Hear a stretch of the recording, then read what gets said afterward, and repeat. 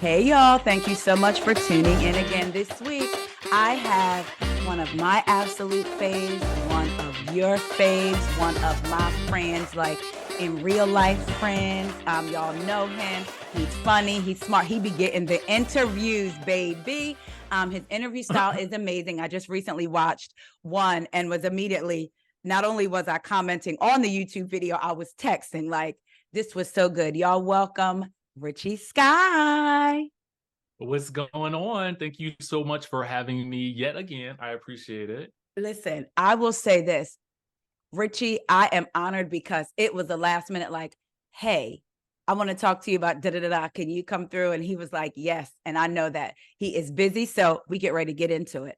Last night, Real Housewives of Beverly Hills premiered. I watched it 3 times to make sure that I took notes. I was at the gym. First thing when I woke up this morning on Peacock, because I didn't watch it in the house last night, I was like, I'll just wait and watch it on Peacock to make sure I got everything, but I'm sure I missed some things. So before we get into it, what was your first gut initial reaction? Like, how did you feel after it was over? So I think it's, for me, I need to start with how I felt in the beginning, if that's okay. Because Yes. as I was watching it, I said, oh, this is different. There is something different about the way this is coming together for a premiere episode, especially for Beverly Hills. It totally deviated from the Housewives format. And I thought that that was really, really interesting because typically it's individual scene, two people scene, big group at the end. That's the formula. And I love that they broke from that formula and got them together right at the beginning. Yes. And then took care of just about all the issues. I mean, at least they covered the basis from anything lingering from last season. And they just said, let's put it on the table. That's a bold step as well, because that means that you now have to open the door to a whole new set of drama. And what I love at the end of it, how I felt, was that they relied more on story than they did random frivolous drama that I felt like we were getting last season with Lisa Rinna there. Right. And they I like that smile. I like how you said they relied more on their story versus the headlines. Like, even though we're getting some headline stuff, it felt real. It didn't feel like, let me pull this headline and throw this out there so we can have something to talk about. So I agree with you. I noticed when they opened up, PK and Dorit, and she was immediately planning an outing for them, and an outing that wasn't just like, let's go catch up, but no, we are fractured. So let's go and meet with Eagle Woman. I need to see the birth certificate to see if that's her real government name. You know that ain't that lady's name. So I mean, it might be her name now. That's true. You know what? Yes, I don't know if she was born with it. Like, I said, okay, Eagle, and The Rock was the grandfather and the grandmama was the baby. I said, okay, I got it. I got it all. It's good. But I agree with you. It just jumped right in. Speaking of PK and Dorit, I do have to say this. We talk about this is a reality show. People think some things are curated. PK having sour cream and barbecue chips at the same time, because he probably just couldn't decide which one he wanted, was real life to me. Oh yes, that was absolutely relatable, because I'm like, you know what, I'm the same way. You know what I mean? Like, you can't, number one, you can't just have one chip. So no. I mean, why not have 2 bags? You know what I'm saying? Right. Like, that to me, I was here for it. But I get the sense that he's not supposed to be eating chips. That's what, because the way Dorit came in, I said, oh, okay, so we're not doing this, PK. She came in like the chip police. Right. I feel about Dorit in this scene when she was like, PK puts his foot in his mouth, and why are you saying that? She felt a little contrived to me. And I don't even necessarily mean in a bad way. I feel like she's now cultivated this persona. And I feel like I can see it. Like, I don't know. I just feel like with Dorit, we don't get I hate to say authentic, because sometimes when you say somebody isn't authentic, it could be in a bad way. I just feel like maybe she's created this protective persona of her and who she wants us to think she is. Like from her first season to now, she's a totally different person. And I just feel like it was a little bit contrived in the way she was handling PK. But then I was thinking, am I thinking that way because of recent headlines, like the way she was with him? Like, because, you know, that could always be in our, we're watching these shows, but now we got this information over here, which was perfect timing for it to be released with her and Kyle's conversation that they had later on in the episode. So how do you feel as far as Dorit, as, I don't even want to call her a character, as a height, do you think she's a heightened version of herself? Do you feel like we are getting the Dorit that is Dorit? I mean, how do you feel? You know, that's a very interesting question. I feel like the Dorit that we met when she first came on the show, I felt like that was a version that I appreciated a bit more, because I felt like she was a bit more unfiltered. You know, sometimes a new person comes in and they kind of set things on fire, and I felt like that's what she did. You know, she was the person who was the PK technically, in, you know, putting her foot in her mouth, or, you know, maybe not putting her foot in her mouth, maybe just saying whatever she was thinking, right? Mm-hmm. I appreciated that more, and I felt like over the next couple of years, she started to curate an image that she felt like was maybe going to be a lot safer for the audience, and would keep her out of trouble with the rest of the ladies. And I think that became more important, because for some reason, I feel like some of these ladies like to, they start to like plan like allies, and like I need to get with this group, and so in order to do that, I need to never talk about them negatively. Right. Last night was probably the first time in a long time that I felt like I saw glimpses of at least the old Dorit, especially when it came to Erika. Now, I yes, was like, yes, now this is what I want to see I'm with you on from, because it felt authentic. Like her reactions to Erika felt to me like, I was like, yes, give it to, is it Ozempic? I was wondering the same thing. Okay, girl, let's get into it. When she called her a B, when she said that's not showmanship, that's just you being a B, I was like, okay, yes, now this is what I came for. And when she told her reactions, right, and you could see it on her face when she told her that, wait, I have it right here. She said, because I like the comment she made. She said, Dorit said, you were hurting, so you lashed out and you hurt. And I was like, yes, call her on it. Call her on that. And while we're there, even though I'm jumping ahead, it dawned on me, Erika then tried to flip it, and Dorit was calling her out for it. And she was like, no, we've all hurt each other in the group. And my feelings have been hurt. And I think I feel like we're at a place in the world where we keep saying, let's have real, honest, authentic conversation.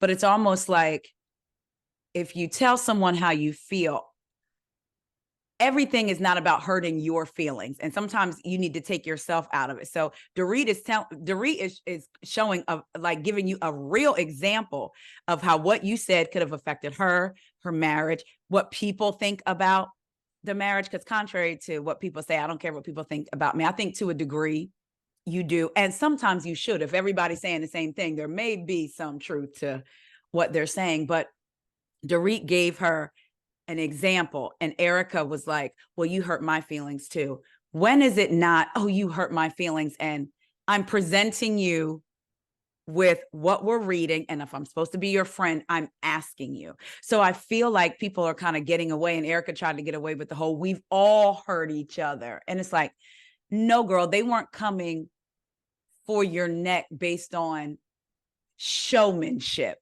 You said something that could directly impact Dorit's marriage for showmanship. They were asking you questions about real stuff that was going on.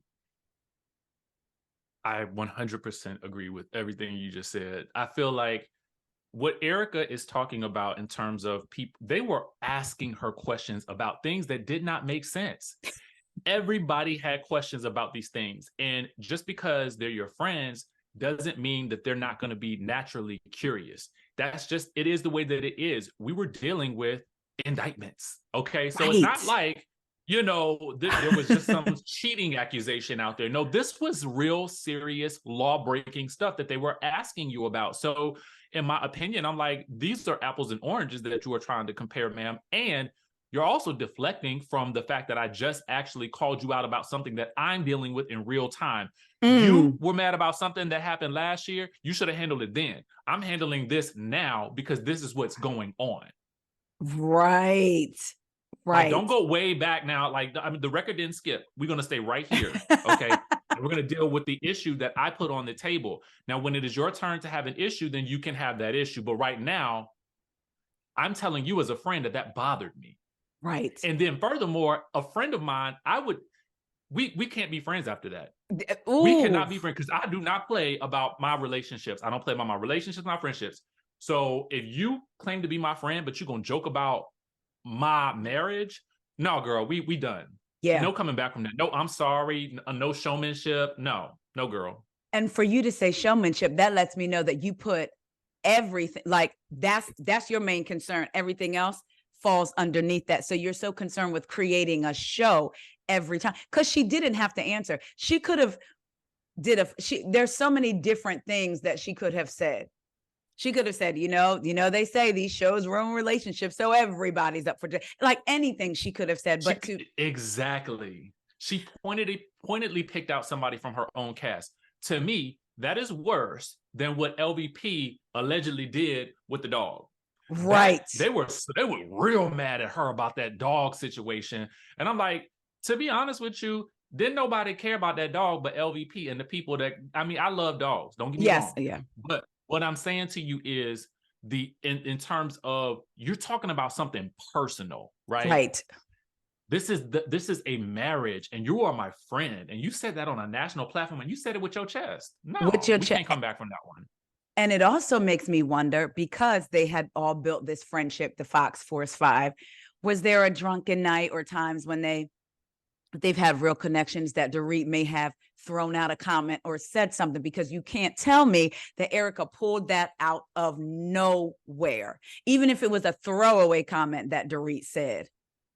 It's so funny that you should say that, because I don't know if you watched What Happens Live last night, but after the episode aired, when the audience question came up about PK and Dorit allegedly, separating or whatever, both Kyle and Teddy were looking like, oh, what? No, I've never heard this before. But aren't y'all friends? Like, that doesn't make any sense to me. Like, so I felt like they were pretending, like, oh, yeah, what? This can't be. So to your point, I do feel like there have been conversations, possibly. It would have to be the case. Otherwise, I find it hard to believe this whole PK and Dorit thing, because we ain't never heard about it before. Never. Unless y'all been faking it all this time. Because now we as viewers are smart enough to know, and we can go back to last year. Okay, we ain't see none of this. When y'all was laughing at Erika talking to Jax crazy, y'all was all laughing, having a good time. Y'all look like happy couples then. Double dating and everything. Yep. Him not being supportive all of a sudden when he was crying last year. And I'm not saying that there wasn't times when he was like, it, when someone experiences trauma like that and you're walking right with them beside that path, and it's may take a while for them to get over it. It's not that you're trying to rush them to it, but sometimes it does get heavy. And yes, you may have your moments, but I'm thinking like, he really is now just not supportive at all. And that's what she's making it appear as. And maybe he's not. I'm not in their marriage, but it's just all of a sudden. And like I said, I go back to Erika just saying that you didn't just pick PK and Dorit from anywhere. Okay. Doesn't it feel like a lot's changed in a year? A lot has changed a whole lot has changed in a year. Speaking of, at the retreat, I have a heart.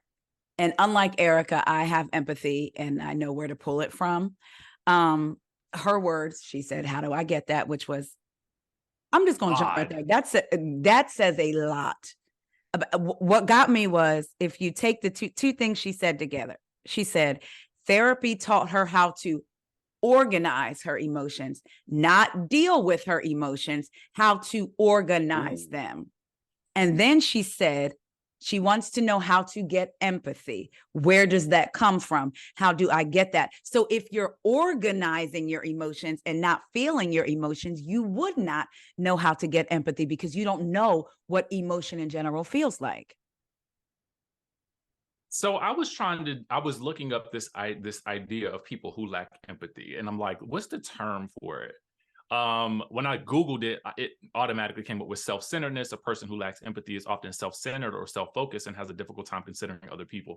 But I also had to wonder, is there a little bit of narcissism in there as well? Because that strikes me as very odd that she has zero ability to empathize with other people, but yet wants all of the empathy in the world.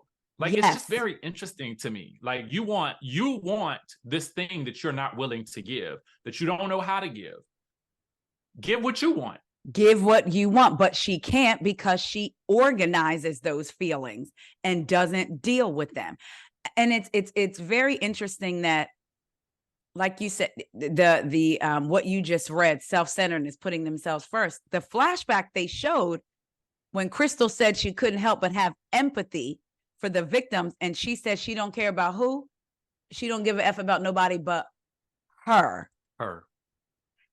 I can also see, said differently, I feel like I'm fighting for my life, but all that could come out differently. In the middle of this battle she's going through, who she is to me came out. I can see maybe you flying off the handle because you're dealing with pressure, but everything that she said with those tears this year, she could have very well said last year, but she did not. It was, I only give a F about me. Why don't y'all have empathy for me? So that to me was very telling of who Erika is as a person. The fact that you organize your emotions, not deal with them, and that you don't know what empathy is. I was like, okay, so this is why when she portrays the sexy and all, I don't get any of that from her because that requires emotion too. So when she like would talk about sex or it was, I almost feel just like a cold person, and not like intentionally. This is just how I know how to operate, which could come from her upbringing, obviously. And then, you know, when she said that Tom, she was married to one of the most unsupportive humans known to marriages. So now that's very different from when you were sitting across from him at that table, trying to get out a tear about him being supportive in your Broadway show. And the conversation, he's going to die and you need to prepare yourself. And I was like, I just was taken aback. Like, we know this, everyone's going to die. We know he's older, but they said it like he was on the brink. Did he bankroll her entire music career? Doggone it, that lack of support. You know, Erika's funny to me. You know, it's interesting. I discovered that I don't actually dislike her. I just don't believe her. Yes, yeah. You know what? That's what it is. I don't believe her. And the reason I say that, and you can please tell me, because I did my recap already, and I word vomited all the feelings, right? So now that I'm talking to you, I have a more succinct mind. Okay. Now, having said that, I got a question because I do not know the answer to this. So if you could please answer this question for me, that would be helpful, because it might help some of your other male, viewers and listeners too. I got to take a drink. Do hormones cause you to lose weight like that? I mean, and what type of hormones are they? And then why ain't everybody taking them to lose a little weight? You know what I'm saying? If that's the case, I'm just asking because I don't know. I'm serious. I'm so serious. At a youthful 46 years old, where hormones things, you feel like, okay, is this what I'm feeling? No, this is digesting differently, or this, okay, researching all the things I need to do to be healthy. I will say that I've never heard of that, because her saying hormones made me reflect back. I believe it was an interview or something that she did when they asked her about losing weight, and she said menopause was what made her lose weight. Never heard that either. So the hormones that I'm thinking when she says she's on hormones, Wegovy, Mounjaro. I don't know if Ozempic does it. Are these the compounds? Yes, these that are the Ozempic like? Yes, semaglutides. Okay. Wegovy is the one that's FDA approved for weight loss. Mounjaro. If you have PCOS, which is for women, polycystic ovarian syndrome, which is related to your hormones, which can cause you to gain weight no matter what you do, lose your hair, become not be fertile, can cause infertility. Studies have been shown that they treat all of that, irregular hormones. So she may be on some hormones that are compounded with some other stuff. So notice she's not saying, did she ever say, I am not on Ozempic, I am not on Wegovy? No, she said I'm on hormones. And again, people can go back. Studies have been out about these medicines for years, but they're just now, coming out. They've done case studies where they've treated women that have hormonal things going on, and these semaglutides and all of that, and these GLPs and GLP-1s have treated said hormones. So notice what she's saying and what she's not saying. She said, they think I'm on Ozempic. Yes. Are you? I'm on hormones. See, and this is why I have a hard time believing her, because something that is clear to the naked eye, listen, here's the thing. Teddy on Watch What Happens Live, when Andy asked her about this. Edwin's wife? Who? Oh, okay, I'm sorry. Shep's friend from high school from Southern Charm? Who? Okay. I could go on a long and winding rant about how they are trying to make this woman happen, but I will not do that to your audience today. However, she said, can we just stop, commenting about women's bodies? And I was like, well, I understand that. There's a portion of that I agree with. However, it was actually brought up in the episode by the other women commenting about how skinny she looked. Everybody did it. And I could have even swore Crystal said it too. She did. So for them to acknowledge that there is an obvious difference, to me, that is not necessarily commenting on women's bodies as much as we're noticing, oh, hey, you lost some weight.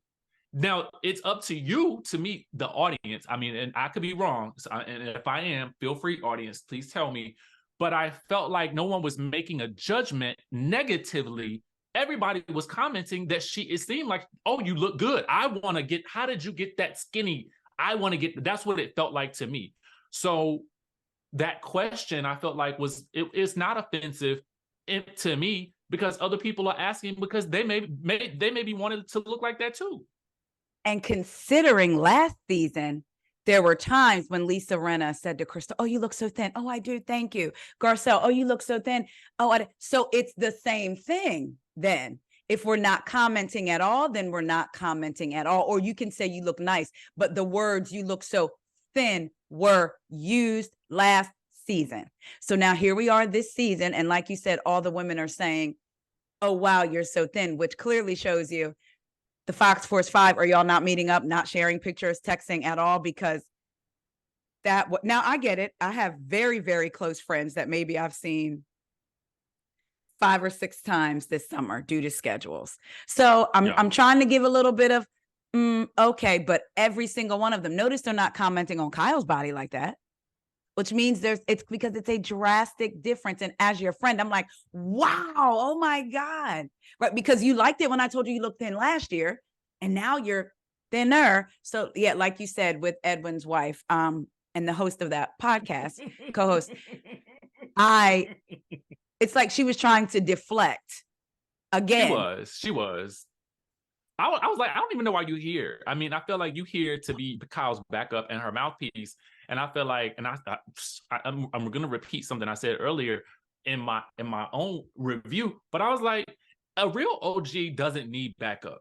Like No. on these franchises, a real OG, Nene, Lisa Vanderpump, Bethany, Teresa Giudice, they can all stand on their own. Why I don't understand why Kyle always needs this shadow.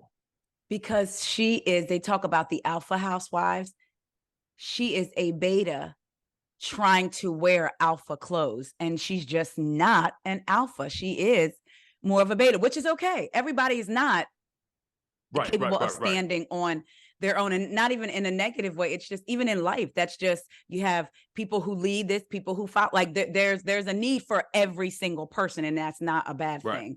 But yeah, and that's what I don't like, is when we know that's the reason why she is there, but then Kyle will try to come across a certain way. There's just something about Kyle to me that has never been authentic. And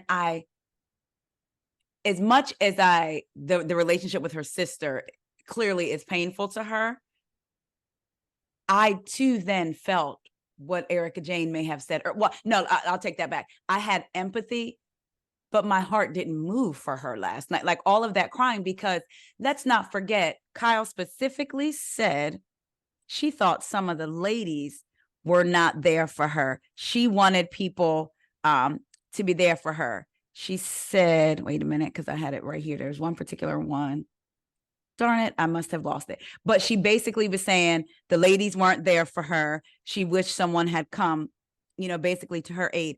How many times have you been on the side of the Fox Force 5 when they attacked some of the other ladies and they were by themselves? I'll go a step further. Yes, we're over it, and I'm trying with Sutton, but if we go back 2 seasons and what was going on with Sutton and Crystal, you didn't come to Crystal's aid with the whole Sutton thing. You didn't even bother to find out what exactly happened. You immediately jumped to X, Y, and Z. There has been plenty of examples. When Kyle was Sutton last year, even though she's saying it's the alcohol, but Diana was there. She immediately jumped to Diana's defense after inserting herself in the conversation that had nothing to do with her. We're not going to blame the alcohol. So for you to now sit here and cry, and that was between friends, you're crying when you wanted your friends, who, if these friends know you, they know that the situation with you and your sister, they need to tread lightly. You want them, your friends, to insert themselves in a situation with your sister. And when they don't, you say, we know she likes to go to my sister's parties. I thought that right there, I was like, oh, wow. Okay. Girl, listen, that angered me to no end, because I'm like, this is so hypocritical, because in my mind, like you said to me, I felt like you were the same one who was yanking something around like a rag doll last year. You know what I'm saying? Any and every time you had an opportunity, you threw this woman under the bus. You call her your friend, and every single time. So now, okay, so your 2 close friends, Lisa and Erika, are coming at you about your sister. Your sister's sitting beside you. You want now the rest of the ladies to jump into your defense on a situation that you're telling these ladies to stay out of. And you're talking about how Sutton wants to go to Kathy's parties, but you've been seeking Kathy's approval all your life. You expect somebody else to be doing something different from which you are able to do? No, girl, no. You can't have your cake and eat it too, unfortunately. I don't know why the saying goes like that, but that's the way it is, okay? So my thing is, I don't want to hear none of that. Nobody had my back. Girl, you don't have nobody's back but them girls. And when they didn't have yours, now you need your other the B team. But the B team, but you didn't been so busy throwing them under the bus all season that, I mean, they're not suddenly running to your defense. Girl, what you expect? If you don't say that, oh my gosh, that her other team, I was like, am I really watching this? Because she says Sutton and Dorit were the closest to her. And I loved when Garcelle, basically she was calling Erika out and Lisa, even though Lisa wasn't there, when she said, you weren't going to the people who were coming at, like the two people.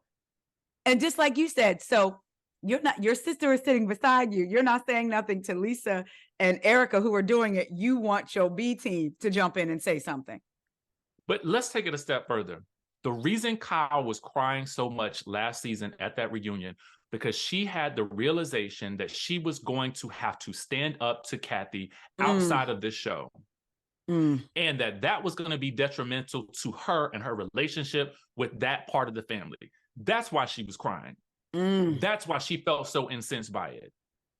Period. Right. So now you're in this situation that you've been in all your life, and all of a sudden some people that you just barely met supposed to come and save you, who you've been throwing under the bus all season. Get out of here. Oof, oh my gosh, you are right.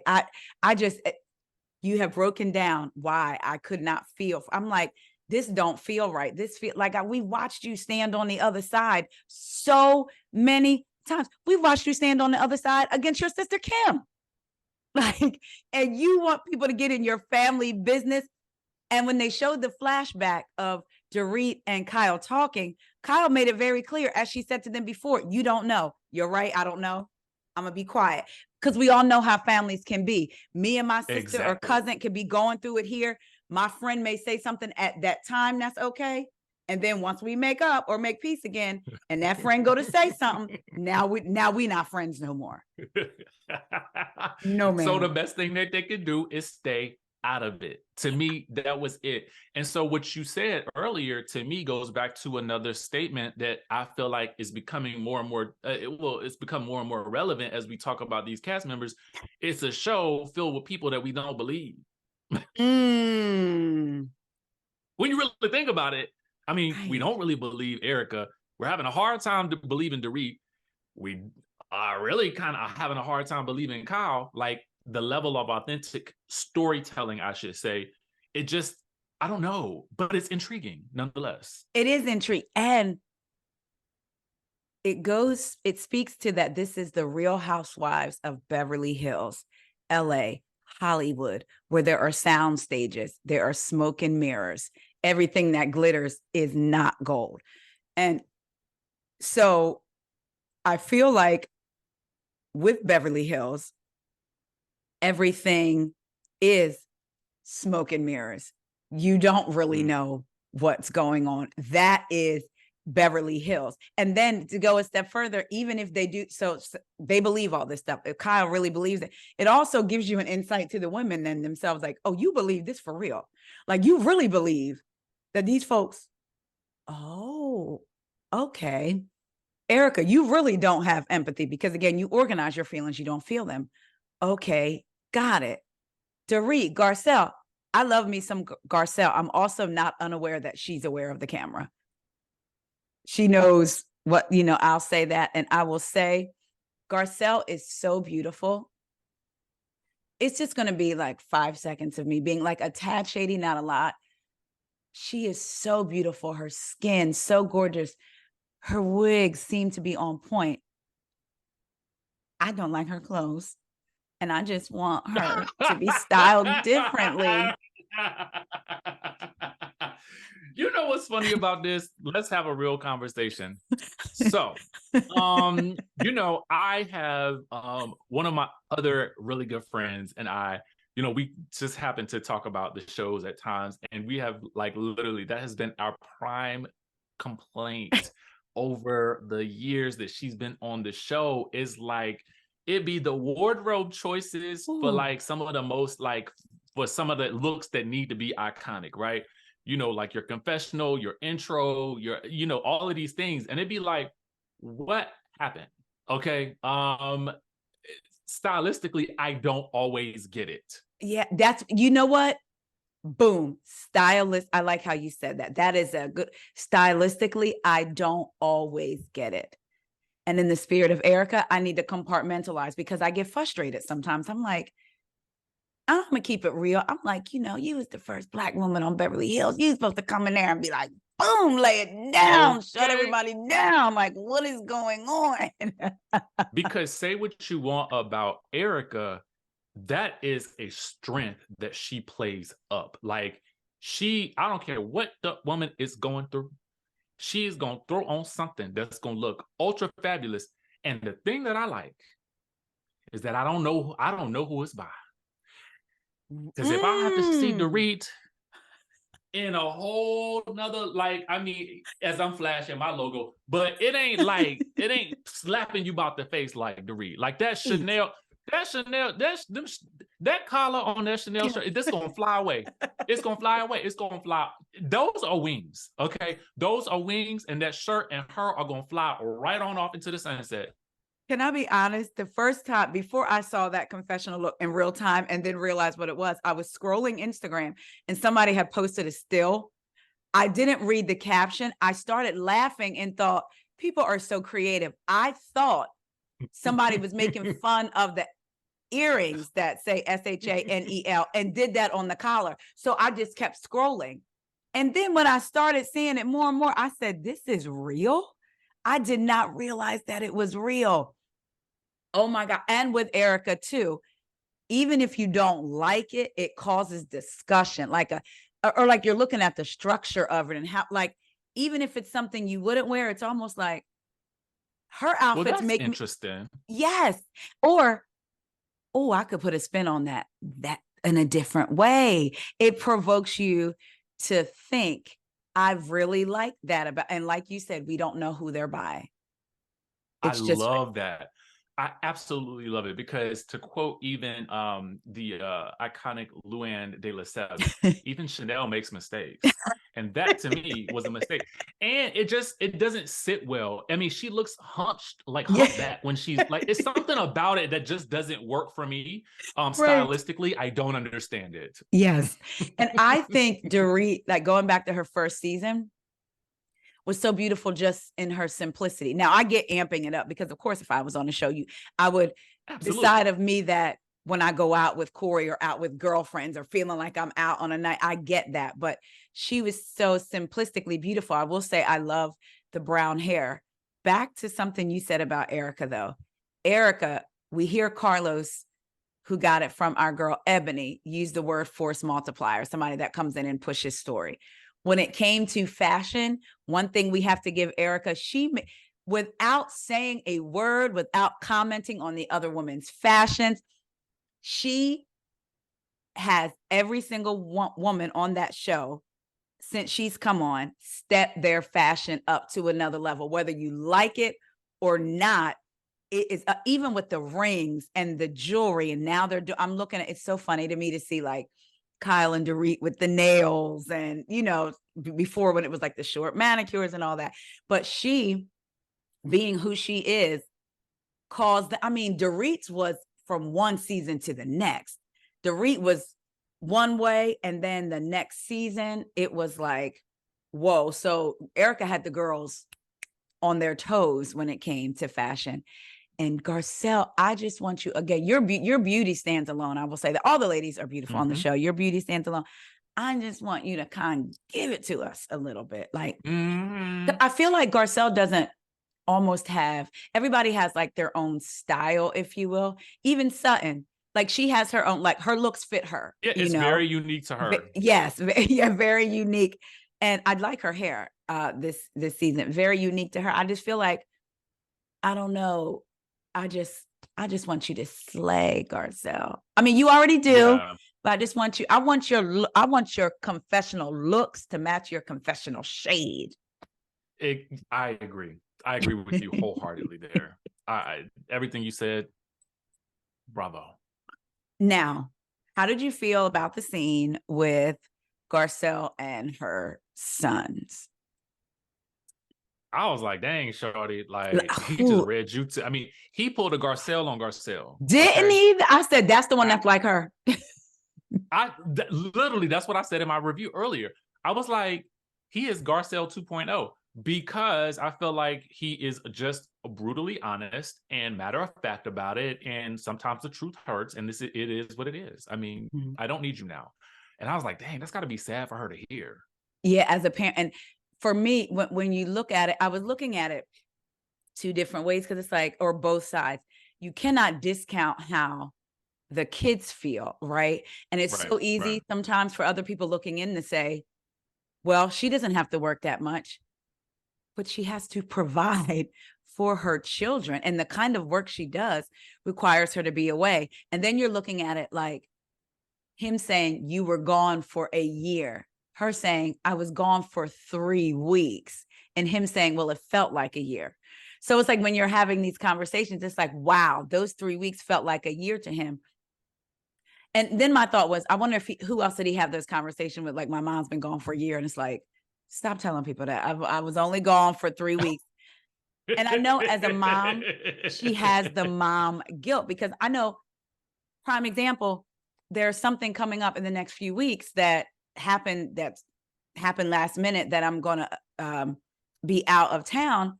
That's also the same weekend as my daughter's parents' weekend in college. Now, we went to her parents' weekend last year when she was at Georgia State. Now she's at a different university, Syracuse. So we hadn't made it concrete, but we had talked about it, me and the hubby, and then my parents were going to go. But then this thing came up and it was like, what do I do? And the hubby's like, well, you know, these are the reasons, baby, you should. And then when I talked to her, she was like, yes, mama, you need to. But at the same time, I was like, I am so sorry when you come home for Thanksgiving. Like, I felt that in that one little instance. So I can imagine your son saying, I needed it 2 years ago, is really hard.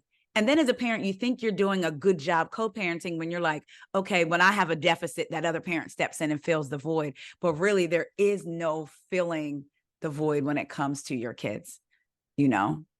Yeah. And you know, what's funny? The thing about it is also with work. I mean, once you as you continue to rise in a certain space, and I felt like, you know, although I'm sure she's probably just worked continuously in different ways, you know, being on this platform, it's the opportunities grow, right?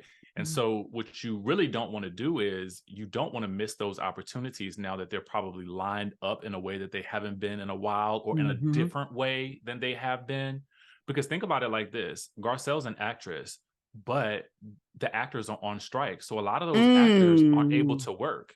She, who is an actress, can still work because she's on a reality television show. Right. So she can still go and promote the show. She can still do all the things, just not related to any of her acting projects. So there's a benefit to her working, because once you get to a certain lifestyle level, it is very difficult to then go backwards, because now you've provided this for the kids. I can only imagine. I don't have kids yet, but I can only imagine, okay, I've been able to get to this place. I've got the beach house. I've got to maintain all of this. I got to work. Because even if you have to go backwards by yourself is one thing, but there's a sense of guilt when you're now with your kids even if they understand, it's still like, which you're going to be such a great father, by the way. I could see it. Oh, you're going to be you're going to be such a great dad. Me and the nanny.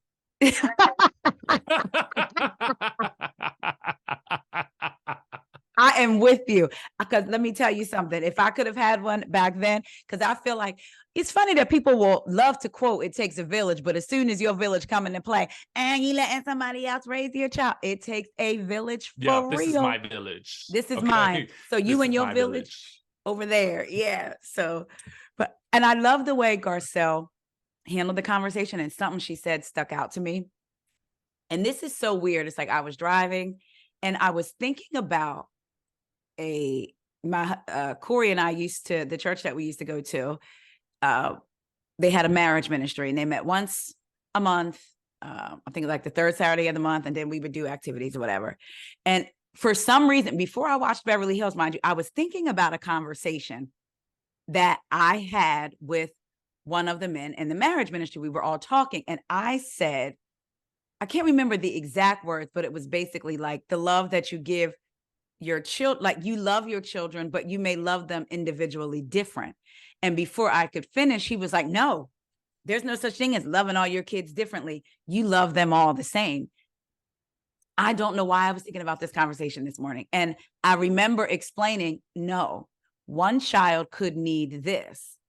So yes, you love your kids, that no one gets love more than the other, but you love them differently based on their needs.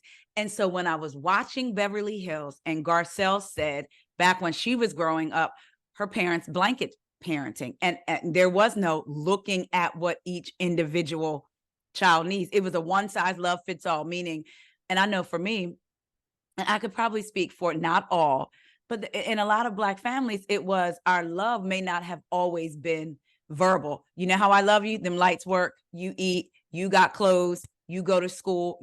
There was no, what is it that you need from me? Which you learn. So now me and my kids have those conversations, because our parents, you can't expect parents to parent with tools that they weren't given, because that's how they were raised, you know? So when she said that, I really respected her for seeing it that way. Like, wow, I grew up with blanket parenting. Now I need to see what my kids need, because Jax is very different than, then what's his name? I have then Jade. Yes. Jade is just thinking about that girlfriend, honey. Jade said, can we get up from this beach? I'm trying to get back to my girlfriend. Right. Y'all can do all this talking. I gotta go. Yeah. So I loved that she recognizes that, and that he even, and Jax was like, great. Basically, like, we've both seen what things that we've done wrong. And I'm like, wow, this teenager is literally having this conversation. Very matter of fact. It was shocking, but I also felt kind of bad for her, because I know, like, looking back at that scene, I'm sure she's gonna be like, I mean, that's got to be hard to relive. Yes. Listening to your child tell you that he really doesn't need you as a parent. Like, that's essentially what he said. And I was like, I needed that 2 years ago. Like, wow. And 2 years ago was when she got on the show, essentially, in the thick of things. About. So it's like, oh, wow. Like, that's got to be so, and him wanting, didn't she mention him wanting to live with his father? She could have been like, well, you had a roof over your head, didn't you? Listen, see, and that's how the conversation would have went if I was a child. When okay, I was me a kid, too, okay. Baby, and then I would have got, I know you're not doing this in front of these cameras. Okay, that part right there. That's the part right there. That's it right there. Because here's the thing. Me and my sister, we were parented completely differently, right? Okay. I'm 10 years older than her. So when I go back and I see, oh, they making you a little separate piece of dinner over here. That didn't happen with me. I had to sit here until I ate all of these nasty peas. Yes. But they're making you fries? What? And you got a nerve to be emotional too? Get out of here. One time I was home from college and I was washing the dishes, and my brother got mad and slammed the door. And my mom put down what she had and she went stomping back to his room. And I went back there to see. She snatched that door open, and my mom could have this look. She was like, don't you slam my door again. So I was like, what's coming next? Pow. Like, I mean, what?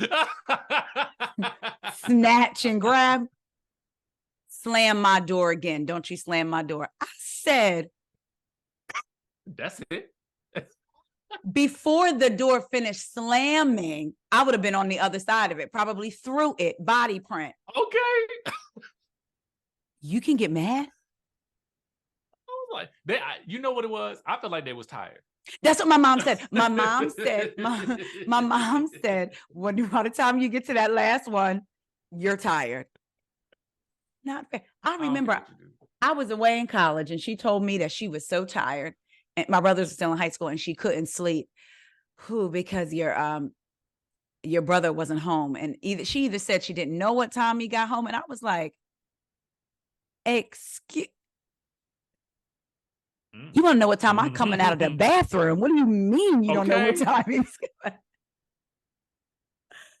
Different. And then now she'll look at me and be like, huh, your kids. And I'm like, no, we just have open community. You know, it's a different time. It's a very different time. This is true. This is very true. They do get in trouble, but we don't just snap, crackle, pop like, that's not blanket parenting over here. Okay. I didn't breathe wrong. My son didn't breathe wrong. And then next thing I know, my lips is on the other side. But they did what they had to do. I will say that. This is true. These kids now couldn't survive our parents, probably. At all. Okay. At all. But yeah, Garcelle, sending you love. And it's nice to see that conversation on camera, because there's a parent watching that it could be a ding, ding, ding for them too. Like, oh shoot, you mean my kids are actually different? They're actually different. Now, Dorit and Kyle's dinner. I know I'm going a little bit backwards, but it was very funny when, I mean, I don't know if it was funny or it was just like when PK was like, Kyle's not going to want pizza based on her picture. She's going to want a glass of water. I was like, okay. Dorit saying pizza on Hermes. Is that what she said? Or whatever? Yes. I don't know what the. Yes. I said, we're still on Hermes. this. Didn't we talk about them dishes seasons ago? First of all, I wouldn't be talking about no-name brands at this point. Oh. Okay. I wouldn't mention nothing. The block is hot, baby. That block is hot down there, wherever they are. Okay, over to the Encino or whatever they live. Okay, and I only know because they didn't set it on camera. So yeah, that is what it is. But my thing is, I ain't got nothing. Okay, we eating on paper plates. You have thrown a pizza in the oven, girl. There is no need to put this on some Hermes. She probably is not going to eat that pizza no way because she's on the health kick with the girl. And so now the PK was probably right. She only probably wanted some water. Yeah. That and I don't know about I don't think we saw any of them eat really. I was like, I wanted it. I was like, they don't ever eat. I think somebody said that they get their food to go. When they go out to restaurants. They get it to go. They order something. They order their drinks. They Belvedere soda, because less calories. Okay. And then they might order an appetizer for the table that they'll pluck at, and then somebody will get the food, and then they'll take it home with them. I think I feel like somebody said that. See, this is why I love my peaches down in Georgia, because they be eating. Because they gonna eat. They gonna eat, and even in Potomac, I have to say, and Skye. Yeah, Skye is gonna eat. She needs it to consume all that laissez-faire. I don't really care that she got going on. I don't believe that either. It's fuel. Girl, if you gotta tell me you don't care so much, I don't believe care. You. And I was fighting. Care. I was fighting for Skye, and I was like, I'm drowning. I gotta let it go. Think I better let it go. She really does care.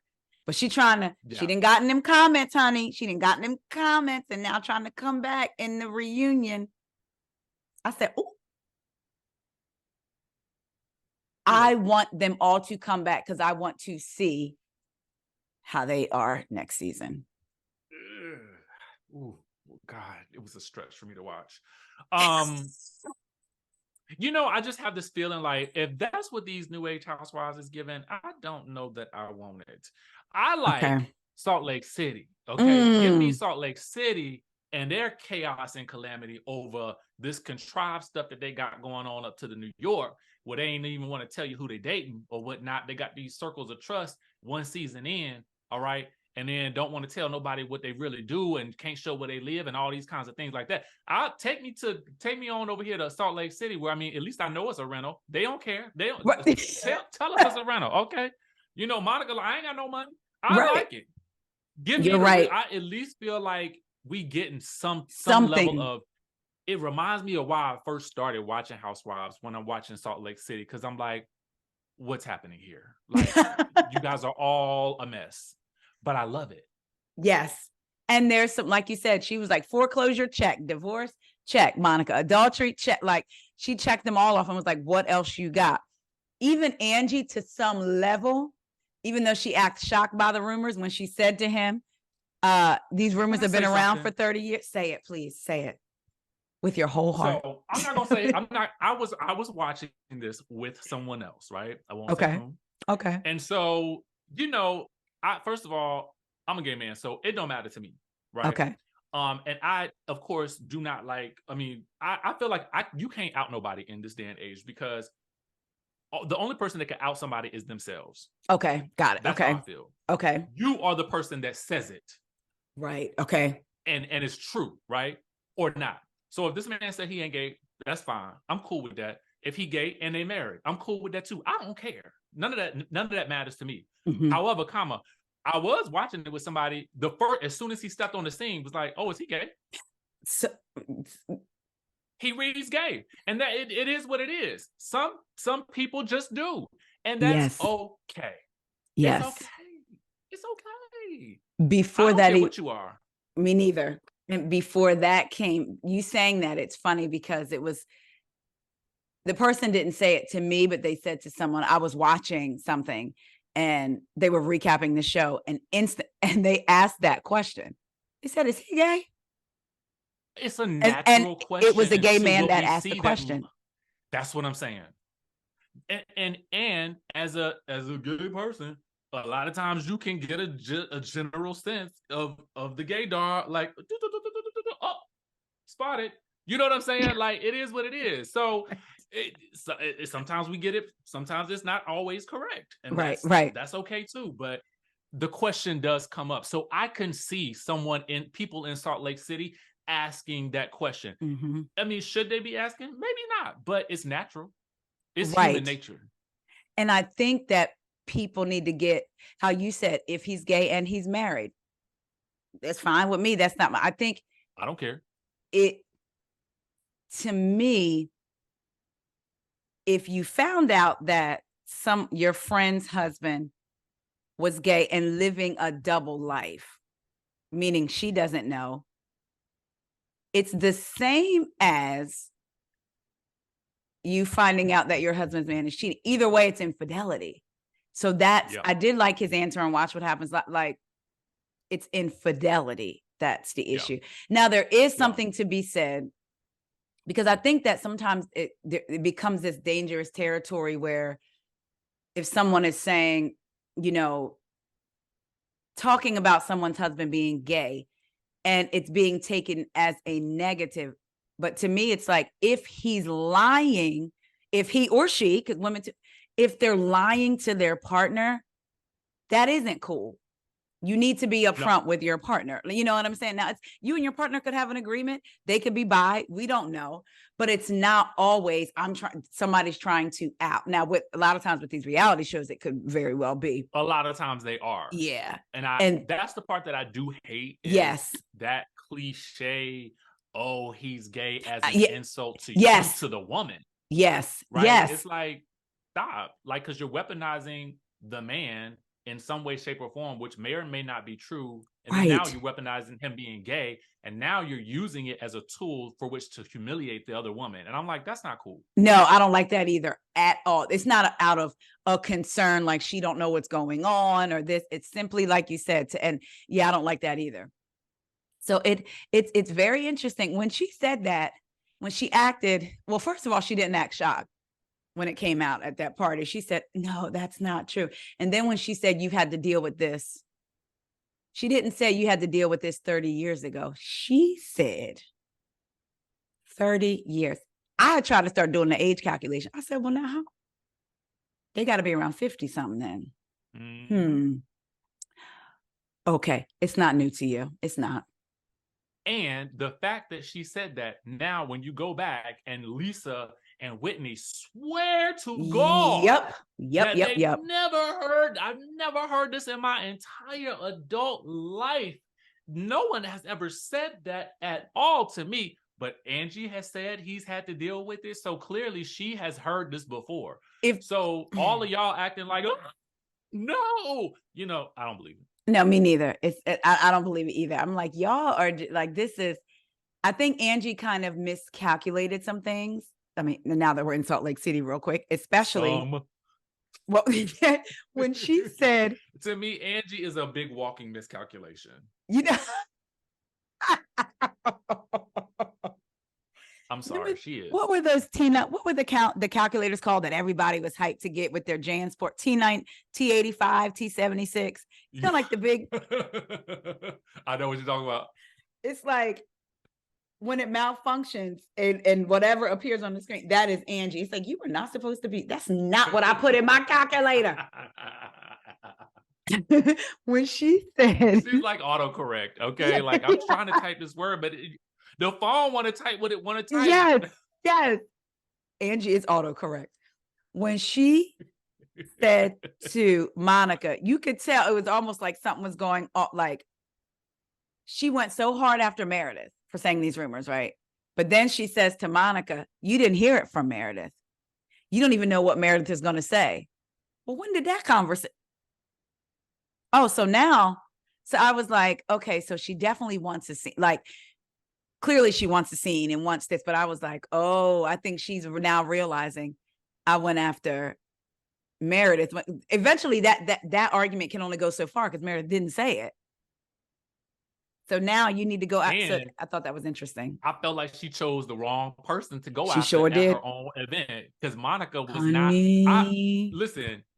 I was totally 100% on Monica's side. Like, number one, I'm just sitting right here at your party trying to do my best to I got these 4 kids and they probably running me ragged. Oh, and now, I'm tired. You come over here asking me about something I told you to your face. And the only reason I told it to Whitney, which I still think is a rookie mistake, because yes, Whitney wanted her to say it on camera. Okay. Mm-hmm. But, I felt like she said it to the people that asked. Like, she did. I felt like she wasn't going around Giselleing it. Well, girl, the word on the street is say it. No, Whitney said it. Whitney said, well, what is the rumor? I'm going to tell you what it is. She tells the same thing to Lisa. She tells the same thing. Everything she said to Angie. Mm-hmm. Yep. Angie, to me, I love Lisa, but Lisa don't really care for Monica. So, of course, she was like, well, girl, she's the one who said it. You should be mad at her, too. And by the way, I'm still mad at her commenting about me losing my reign. Which, if we're going to hold grudges, I mean, let's not. It's funny watching these shows because we know that you have to let stuff go, even in life. Okay. You move on from what has happened, but I just still can't help but laugh at how righteous Lisa is in her anger about people saying things about Angie's marriage when, baby, you talked about somebody's whole family. Like, okay, like F half of New York, really? They're all posers. Is that what we're saying? They don't got family. Your man ain't got no job. You ain't got no money. You didn't call the man Tommy. Tommy Strong. We never figured out what Tommy did, except for he volunteered at the youth place, but we still don't know where Tommy worked. Never knew. Nope. But I just, Salt Lake City is firing on all cylinders, which I hope that, but real quick, what do you think about Mary? I think that Mary is in the appropriate spot as a friend, because Mary can pick and choose when she wants to participate or not. And I feel like her only actual friend there is probably Meredith, which is still kind of hard to believe, only because I feel like Mary don't really like anybody. Right. Right. But she does seem to have a more organic connection with Meredith. So I do feel like that's a great tie-in to keep her around. I think that also the producers recognize that, I'm just going to be for real with you, I think that they know that Black people will continue to watch because they see somebody who looks like them on the show. Otherwise, we don't really have that with that show. Right. So Mary, to me, kind of keeps some of the Black viewers like coming back, because we want to see people who look like us on these shows. It is what it is. You know what I'm saying? And because she started with this group, I was just going to say, they did not feel organic at all, but they have become more cohesive. And I feel like Mary's a part of that mix. Yeah, I agree with you on that. And I'm sure, they checked the social media street. So they saw the Black folks talking about Mary. The lack of Mary. And it was interesting to watch how, and again, this doesn't go for all white, all Black, but it was interesting for me up and down my timeline to see the amount of Black folks that were asking about Mary, right? Versus the amount of white folks that are like, I want Mary back to make me laugh. It was like, y'all hated her the season previous, but now when 2 seasons ago, there was that gap. She wasn't there. Now you want her to come back and tap dance and entertain you. That it's okay for her to be in that position. But I agree. Mary is in the right position for what she is. I do wish she would just come out and say, I don't want to do these activities with you, Whitney, or you, Lisa, because your friend was coming after me, had stuff to say about people that look like me. Y'all watched her throw a glass at me. Y'all let her talk to me reckless when I wasn't even talking to her, because that's how it started. Mary and I think Lisa or somebody, we're having going an back argument, and then yes, somebody stepped in and said, shut the F up. You don't talk to me like that. I don't know you at all. And we know Mary don't even want to be told the right thing to do, let alone anything else. So I wish that Mary would be like, I don't trust you, Whitney. You tried to get the whole cast to come after me because you said it. But she said it. I'm glad she said that. Oh, in that's the right. van That's that right. night. Yeah, yes. She said it in the van. I was that's like, right. And I wanted them to give it more, but I felt like we're gonna get, based on what she said on Watch What Happens Live. I feel like we're gonna get more of that. So okay. I'm still waiting on that moment. I hope they break the fourth wall. And she talks about Lisa bringing the gentleman, even though I don't think it's fair. Lisa brought that gentleman on. We know what she, and rest in peace, we know what she brought him on to do. But then when he passed, we're disrespectful to talk about him. We're still talking about Russell from Beverly Hills with Taylor. So sometimes it comes up. So it's all relevant to the story, and her issues, especially with them. when you bring somebody on like that. Like, that always bothers me. It bothered me on Bell Collective when Marie and Letitia brought that dude who was dating Tamara onto, like, or they wanted to have that conversation. I was like, now that to me, and I was so low. I love me some Letitia, but that to me was disappointing AF, because I'm like, for what? For what? You bring the man didn't want to be a part of her story. No. So okay, you don't get to be part of the glory now. Like, you can't do that. And for a negative reason. You're bringing him for a negative reason. It's not for anything positive. It's to say, oh, look, she's a liar. That's the whole reason that you're bringing. The same thing with Mary. You were bringing that gentleman on to say she's doing all these horrible things to all these people. That is the reason. You weren't like, come on. You mean to tell me some of her friends, I forget who it was, that didn't get an invite because her sons did the list for the fundraiser and he got an invite? Come on now. I hope we get more into it with the Mary and Whitney of it all, and more into it with the Lisa of it all, because if the conversation is never had, it's always going to be Mary being like, I don't trust, I don't participate. And although she is in a friend role, I do want to see her maybe a little bit more, not necessarily engaged with them, but just a little bit more open. I like her relationship with Monica too. And Monica clearly likes her and is like, my mission is to get Mary to like me. So, you know. Hopefully we'll see that happen too. Yeah. And I think we will, based on the preview. Okay, good. Yeah. I think they're bringing it. I think Beverly Hills is going to bring it. I know I gotta ask, because we deviated before. Okay. And I know the time, there's a time thing, but I need to know what you thought about the conversation between Kyle and Mauricio. I'm so mad at you because I was getting ready. When I said, I know with the time, I was getting ready to say, but I have to ask you about the last scene. So I'm so mad. I wondered if it was shot after they picked the cameras back up. I wondered if it was really in the sequence we saw it in, or if it was all this stuff came out so that way it could be a lead up to what is coming. And I will say this, I do not like when adults, when I first heard the term rebellious, it was in church. They talked about a rebellious spirit, right? Rebellious. And rebelling basically means not doing what you want to do, but you're doing almost like a child and a parent. You're being a rebellious child. You're doing everything you're not supposed to do. When an adult uses that and describes another adult, so Mauricio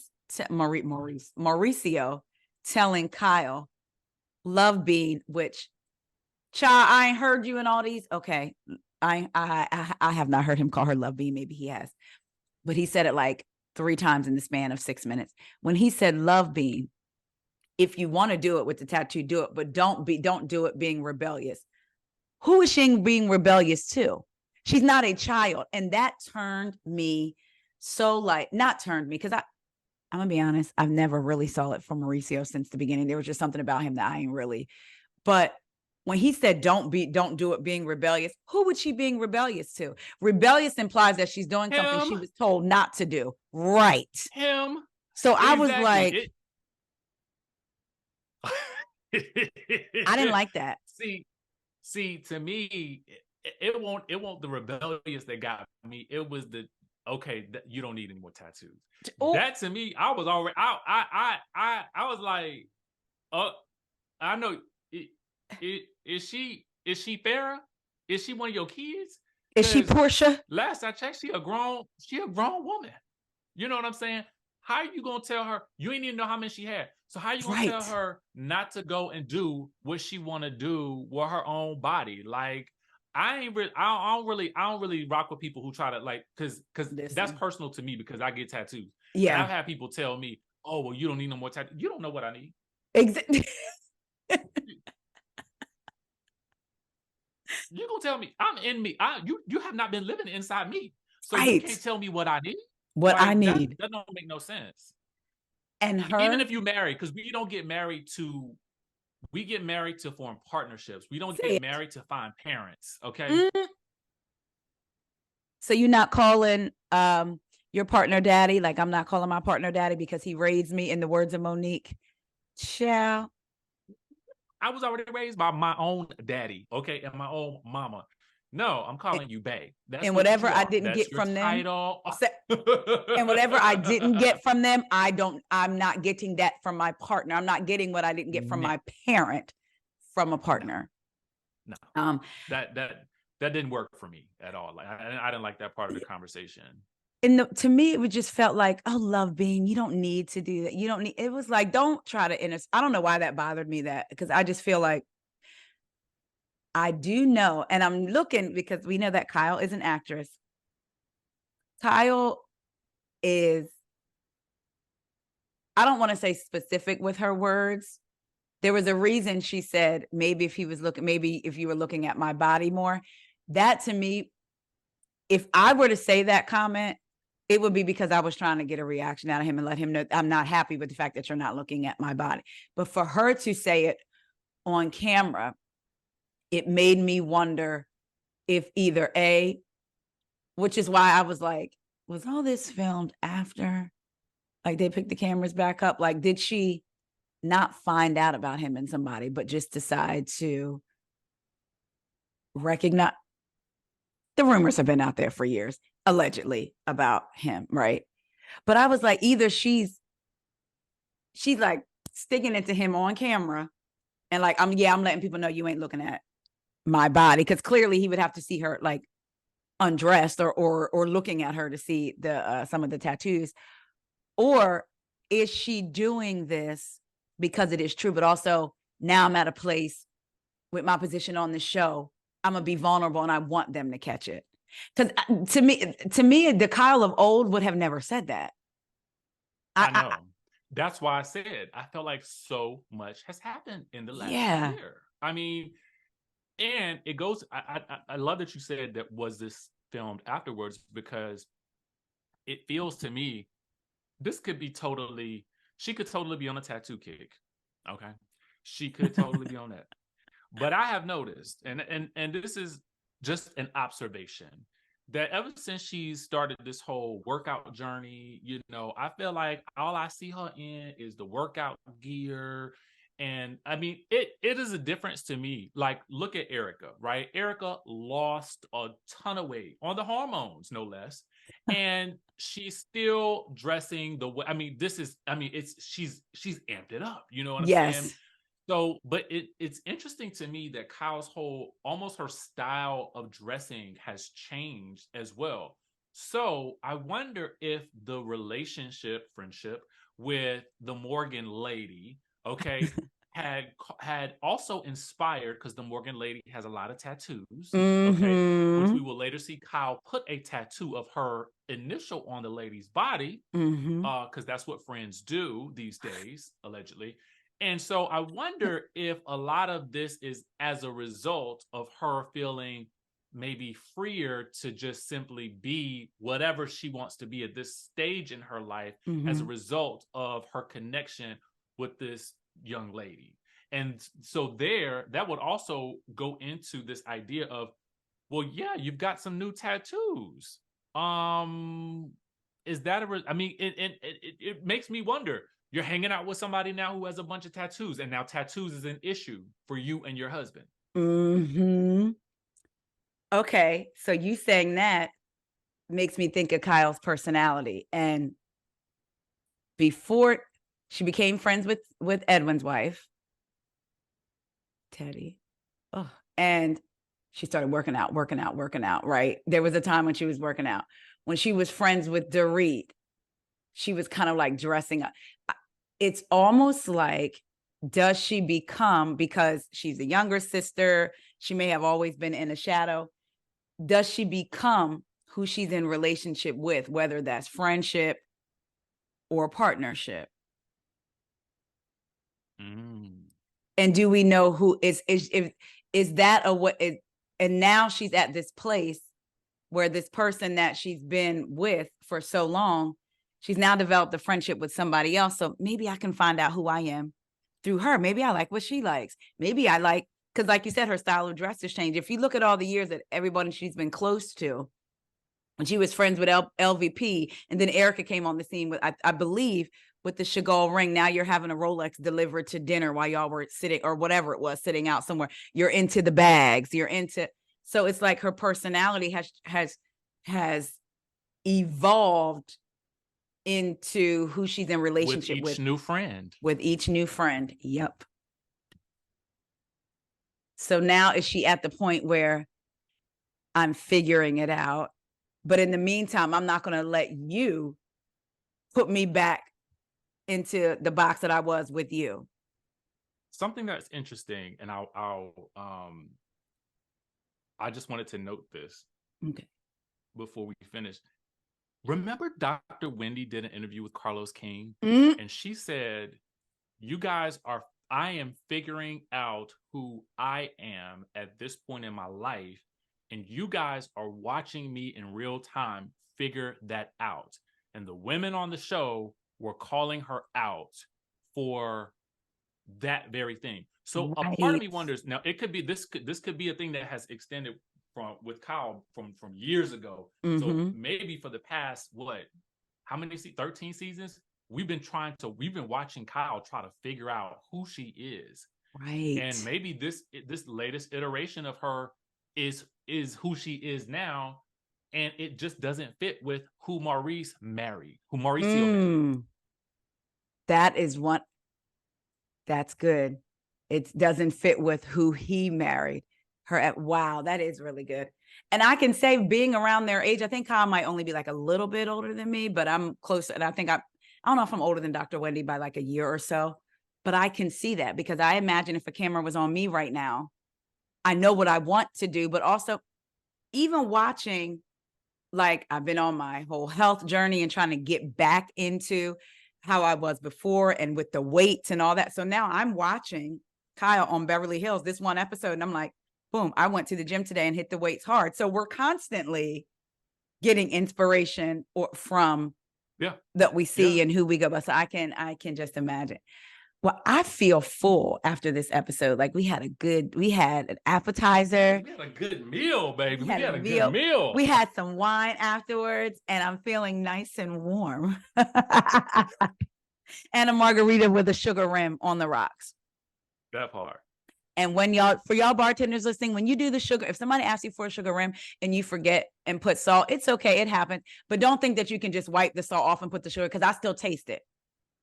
Which is why I send it back. Also of note, from an ex-bartender, do not use sugar, not the sugar, but don't use sweet and sour mix in your margaritas. It's not the move. Oh, you got to take away that sweet and sour. Use some fresh lime juice, some agave, and that will take you further. You're gonna have to make me a Richie. Oh yeah, I gotta make Richie round. A real margarita. Yes. Richie, thank you so much for coming on. You know, I love talking to you. I act like I don't talk to you multiple times a day, a week. But I always love talking to you. I feel like you always bring a fresh perspective. And I love how you always talk about these ladies in a way that reminds us that they're human. They are not, despite what we may see, or if we think that they're playing an amped up version or even a caricature of themselves. At the end of the day, these are real thinking, breathing humans who see and hear all the things that all these eyes on them are saying. So I appreciate you for that. So I'm not going to insult you. Well, it's not an insult, but rewind.